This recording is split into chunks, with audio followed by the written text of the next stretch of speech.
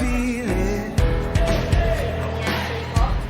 Aiming for the stars against the Kita bisa sky. memberikan ke pihak yang berwajib.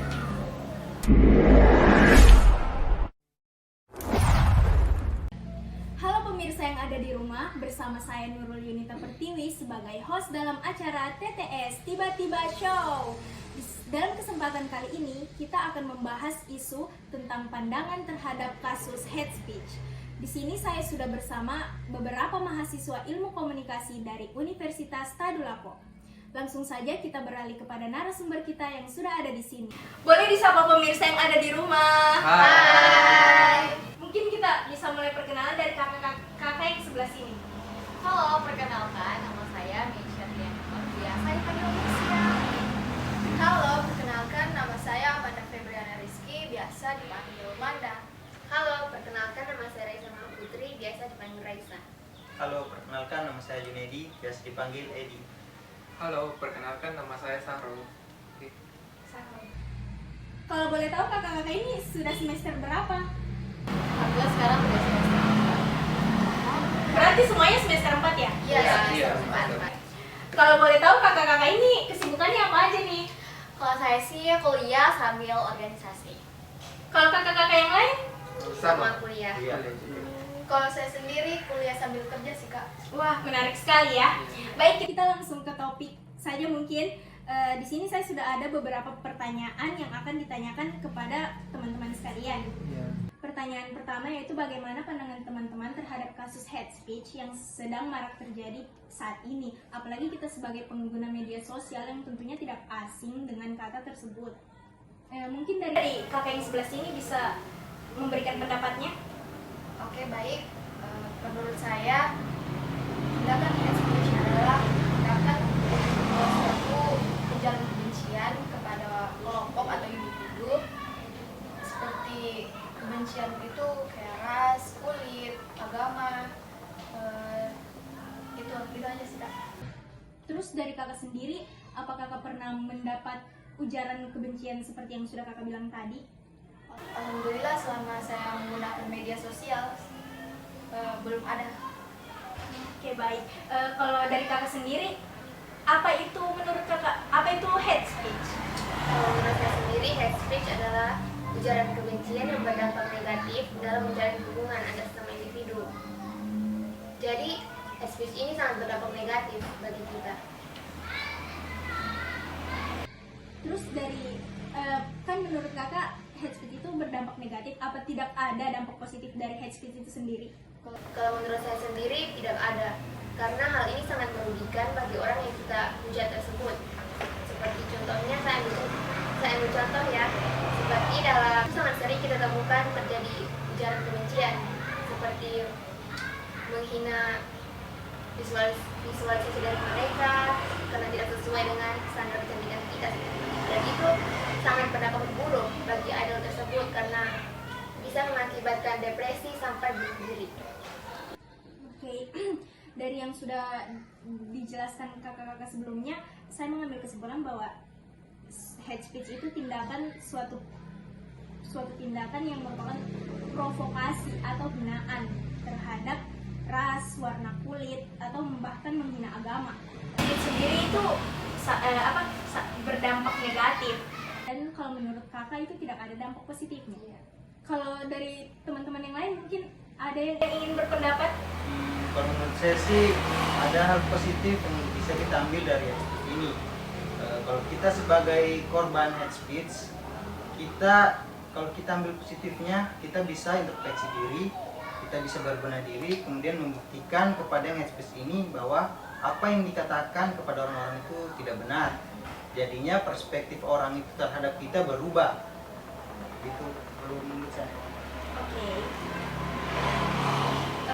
Baik, pertanyaan kedua. Lalu bagaimana tanggapan teman-teman terhadap orang-orang yang beranggapan bahwa hate speech dan beropini itu sama saja? Jadi kita tidak bisa menyalahkan orang-orang yang mengutarakan pendapatnya. Mungkin dari kak sendiri? Oke, baik, kalau menurut saya hate speech dan opini itu sangatlah berbeda. Karena hate speech itu adalah menghujat dalam tujuan untuk ke satu pihak, tujuannya untuk menjatuhkan pihak tersebut. Nah, sementara dari opini adalah sebuah kritikan atau pendapat yang bisa membangun dan bisa mengintrospeksi diri orang tersebut. Oke, baik. Mungkin dari yang sebelah sini ada yang ingin berpendapat? Kalau pendapat pribadi saya hampir sama dengan apa yang kami saya sampaikan, bahwa hate speech dan opini ini sangat jauh berbeda, karena hate speech dan opini ini tidak bisa disamakan. Hate speech dia lebih mengarah ke ujaran kebencian yang betul-betul korban yang kita tuju ini harus betul-betul jatuh atau dibenci oleh masyarakat. Kita mengajak orang-orang untuk membenci dia dengan menjatuhkan, terus dengan membawa ras mereka, agama mereka. Nah, kalau opini itu dia terbatas. Opini itu dia tidak sampai membawa agama, membawa ras begitu. Apalagi sampai menghujat yang menyebabkan konflik. Makanya kalau kebanyakan orang yang menghina ras, agama atau apapun yang tentang hate speech itu, mereka berlindung di balik kata opini. Padahal sebenarnya opini dan hate speech itu sangat jauh berbeda dari apa yang disampaikan tersebut. Bisa kita lihat bahwa kedua pendapat ini sangat jauh berbeda. Oke, berarti hate speech dan opini itu tentunya bukan suatu hal yang sama. Kalau hate speech itu lebih ke menjelekan suatu individu atau menjatuhkan suatu individu. Kalau opini dia lebih ke netral dan itu berupa fakta dan tidak dibuat-buat. Oke. Lalu apakah ada tips-tips dari teman-teman untuk menghadapi kasus hate speech apabila kasus tersebut terjadi kepada kita sendiri? Mungkin kakak yang sini bisa memberikan pendapat. Baik, untuk tipsnya, yang pertama itu kita jangan respon atau slow respon terhadap hate speech tersebut. Contohnya kita bersosial media langsung di komentar jelek, buruk atau segala macam itu, kita bisa mematikan atau menonaktifkan komentar tersebut. Itu salah satu dari slow respon atau jangan respon komentar tersebut. Terusnya yang kedua yaitu memaafkan. Sini dalam artian memaafkan jika hate speech tersebut yang dibuat oleh seseorang tidak begitu besar. Kalau begitu besar yang dia lakukan atau sangat merugikan diri kita, mungkin kita bisa berikan ke pihak yang berwajib. Selanjutnya yang ketiga itu memblokir. Gimana kita menghapus nomor orang tersebut. Jadi memblokir dalam artian tidak memblokir menghapus, tapi mematikan nonaktifkan nomor tersebut. Ya.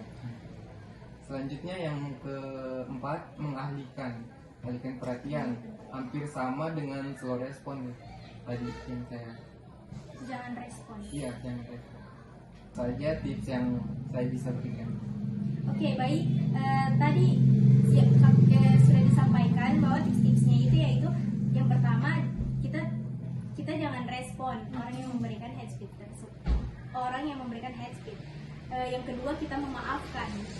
Memaafkan dalam artian jika hate speech yang diberikan itu tidak berdampak besar terhadap kita.